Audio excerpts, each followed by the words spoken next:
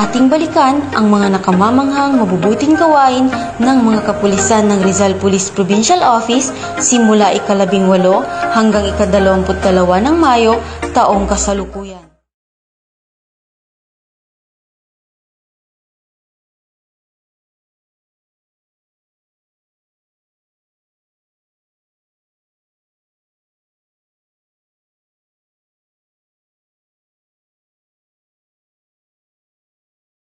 Police, kasama ang mga FTP-OJT sa pakikipagtulungan ng Municipal Advisory Group for Police and Transformation and Development sa pangunguna ni Pastor Jonas Banaag ay nagsagawa ng tree planting activity kaugnay ng LIDA program sa Sitio Tilagaan, Divine Mercy, Barangay Gitnang Bayan 1, San Mateo, Rizal. Sa kasabay na araw, ang mga tauhan pa rin ng San Mateo Municipal Police Station kasama ang BGMP at United Kabalikat Civicum San Mateo Chapter na pinamumunuan ni Ginoong Stephen Flores at mga tauhan ng Barangay Santa Ana na pinamumunuan ni Honorable Juan Carlo P. Salen, Barangay Chairman, ay nagsagawa ng cleanup drive activity kaugnay ng LIDA program sa kahabaan ng Nursery P. Angeles Street, Barangay Santa Ana, San Mateo, Rizal.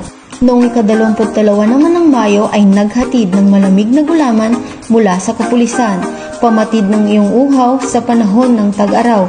Ang mga tauhan ng Morong Municipal Police Station sa pangunguna ni Police Major Rosalino E. Panlaki na mahagi ng libreng gulaman juice sa mga residente